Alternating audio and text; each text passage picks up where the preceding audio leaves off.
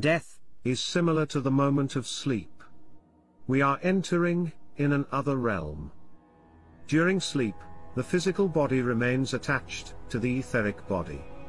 It represents the source of life. The astral body and the ego leave the physical plan for their own dimension in the invisible. At the moment of death, the etheric body, the astral body, and the ego leave the body for good. For 3 days, the etheric substance dissolves, while the deceased watch the representation of its entire life. Once the etheric body is dissolved, the individual enters fully into the world of the soul. While expanding to the higher worlds, most of the souls will pass through the 7 occult spheres, one by one. Starting from the moon sphere, for a third of human lifetime. Followed by Mercury, Venus, the Sun, Mars, Jupiter, Saturn. Then, start the return journey to the next incarnation. For most beings, a cycle between 2 incarnations lasts more or less 1,000 years. From last century, we have souls coming back faster, without accomplishing a full cycle of spiritual transformation. As if a karmic necessity attracted more souls to live a collective event. What happens at that precise moment of death? It is extremely difficult to describe with videos what follows.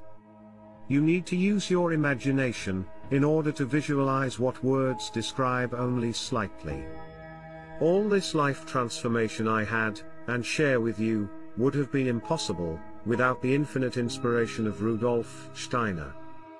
Let's follow this moment in the life of a man who had an existence bathed in the awareness that death is not the end. And his faith gave him the confidence to accept the crossing of the threshold. We see him not die, but resurrect from his body. We can see a true resurrection on the soul level. Physical death is transformed into spiritual birth. At the moment of death, man stops to be only at the place where his body is. His existence begins to extend to the farthest reaches of cosmic space. Man becomes one with the universe, which until now, he could only contemplate. From personal existence, we now pass into a cosmic existence. The Earth is what gives us the possibility of passing through the experience of death. It appears to be the bearer of death in the universe. Nowhere death can be found. Only on Earth. But the moment man has passed through death and becomes one with the cosmos, as an expansion of his being, a second aspect is offered to him. The immense universe is saturated on all sides by cosmic thoughts. The whole cosmos becomes a universe filled with cosmic thoughts, living and moving in the depths of space. Everything is activated and animated in these cosmic thoughts. When in the earthly life, we find ourselves in front of a human being. His thoughts are given only by him, and they come from him. When we enter the sphere of thought, there are no beings who stand before us. We meet, at first, in this vast cosmic space, no beings, neither gods nor men, but everywhere come to us, the thoughts of worlds. We perceive as a cloud of thoughts, then a second cloud, then a multitude. We see no being. We find the thoughts of the universal intelligence spread everywhere. It is in this sphere of cosmic intelligence that man lived for a few days after his death. Of all these cosmic thoughts that come and go, there is one that particularly emerges like a cloud, that attracts attention among the others. It is the last existence that man has lived. Man contemplates then his own life in a vast picture that remains for a few days. This picture becomes less and less clear. It gradually fades away into cosmic space and disappears. Man perceives the fading of his own earthly life as it disappears into the cosmos. This is a moment of great fear for every human being who experiences the terror of losing himself, and his entire earthly life, in the immensity of the cosmos. This moment of the abyss is followed by the new perception of the stars. They do not appear as the physical eye sees them. They become the revelations of cosmic spiritual beings, and we contemplate spiritual colonies, located within universe, occupying places where we thought we saw physical stars. When man has crossed the abyss of the worlds, and enters the sphere of cosmic entities, the heaven stars receive him as the earth had received him, between his birth and death. On earth, man was an earthly creature, among other earthly creatures. After death, he is a heavenly creature, among other heavenly creatures. The first of the cosmic spheres, into which man enters, is the moon. In this sphere he begins to meet real cosmic beings, but these beings are still extremely similar to himself. They are beings with whom he was once united on earth. There is also the presence of the ancient teachers of men, who have left the earth a very long time ago. These are the first cosmic beings whom man meets a few days after his death. The first long stage after death takes place on the moon.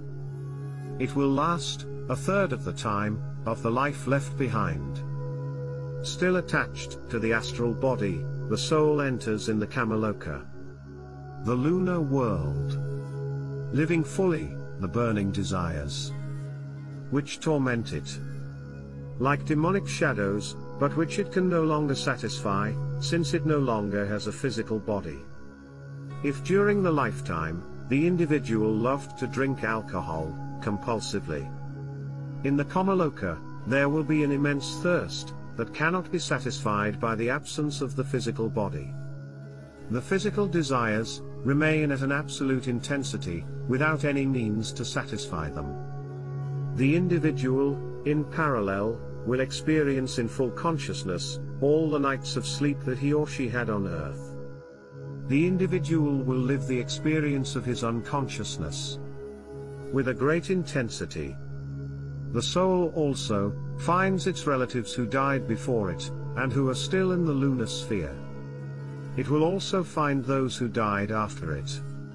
Powerless, the soul will see before it all her actions, and cannot change anything anymore, which saddens it to the greatest extent. The individual revisits all what was inflicted on others, but from the point of view of the others. If the soul took pleasure in making another suffer, it relives this suffering in a tenfold way.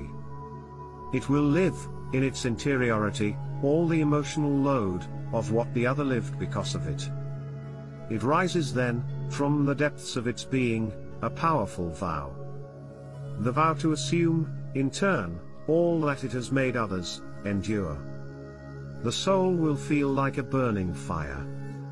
The desire to carry the burden of suffering that it has made others experience. This burden is an inalienable necessity. In order for a balance to be re-established in universe, one cannot progress in the higher spheres without acceptance of one's mistakes and the ardent desire to repair them. In the soul resonates these words, "Please, never again such suffering." A burning desire to repair and heal ignites. It is at this moment that the karmic plan of the future incarnation takes shape. The moment comes for the resolution to fulfill the future destiny in accordance with the effects of its past earthly actions and thoughts. When the soul has been able to see its whole life backward, from death to past birth, and has vowed, without any terror, to come back, repair, and heal its past mistakes, then the soul is ready to enter the next sphere, the sphere of Mercury. The elements of the astral body are left behind in the sphere of the moon. The spirit experiences an expansion that allows it to reach the higher spiritual realms.